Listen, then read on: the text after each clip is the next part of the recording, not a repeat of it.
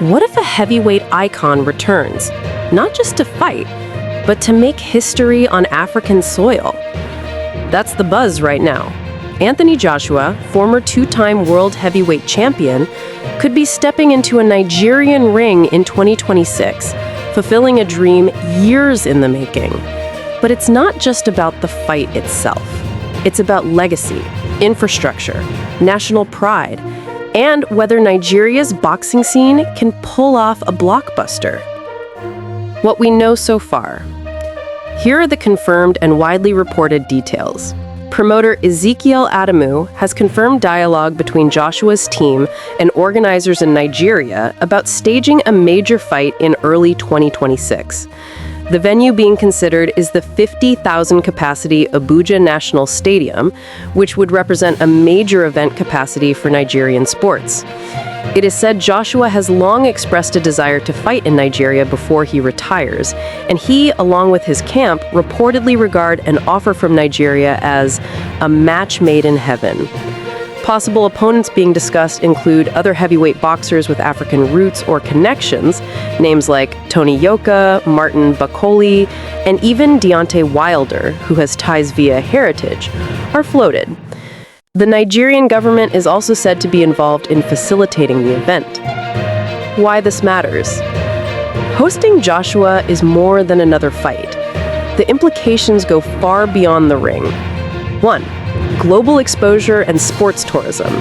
This fight could bring huge international attention to Nigeria. Media coverage, boxing fans flying in, tourism dollars, and a signal that the country can host high-profile global sporting events. 2. Infrastructure test. To stage an event of this magnitude, Nigeria must ensure stadium readiness, security, logistics, broadcast capacity, ticketing, and safety.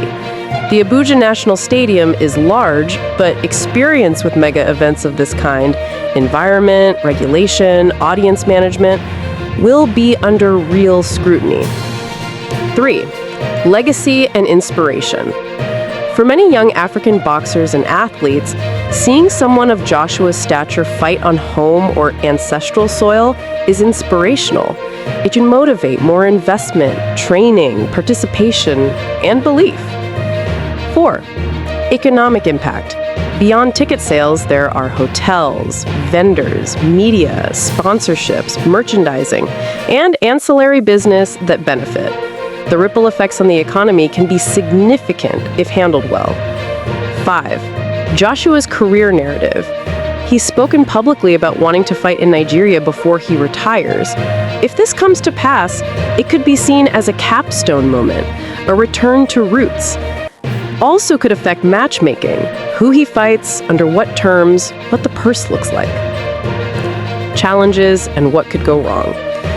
Of course, several obstacles must be cleared for this to become reality. Logistics and infrastructure shortcomings. Even if a stadium is available, there are many supporting systems: stable electricity, good roads, emergency services, media infrastructure, broadcast tech, etc. Each must be robust. Financial and sponsorship complexities. Putting together the financial guarantees, purses, travel, promotions, all of this costs. Sponsors must believe in the ROI. Regulatory and security risks. Ensuring licensing, permits, fighter safety, crowd safety, and managing risk, weather, political stability, possible disruptions are essential. Training and matchmaking. Joshua's recent history includes injuries and setbacks. His physical condition, recovery, and preparation must be solid. Also, choosing an opponent that makes sense in terms of rankings, risk versus reward, and audience pull. Potential scenarios. Here are a few ways this could unfold. Big successful fight in Abuja. Joshua enters, event runs smoothly, brilliance in organization, sells out or high attendance, media praise. Great boost for Nigeria's sports reputation, more events likely, maybe yearly heavyweight events or other sports attract big names.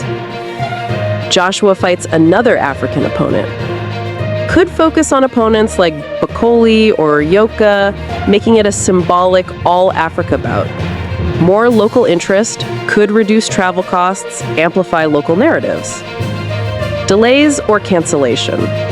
Infrastructure or financial issues hold it up, or injuries delay Joshua's return.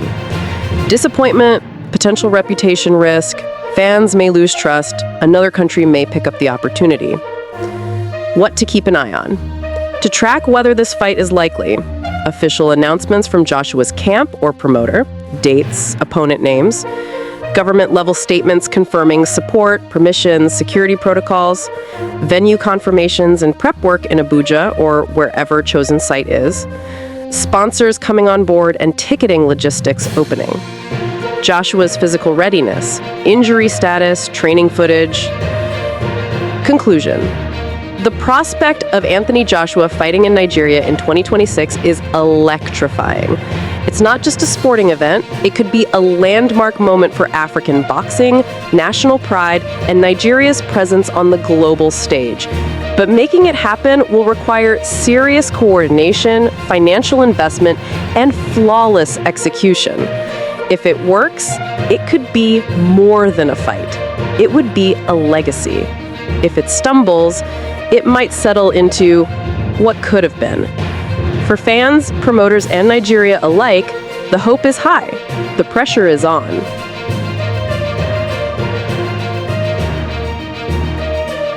Thanks for watching. If you enjoyed this update and want to stay informed with fast, reliable news, don't forget to subscribe to Newsflash 360. Hit the notification bell so you never miss a story. Your next headline is just seconds away.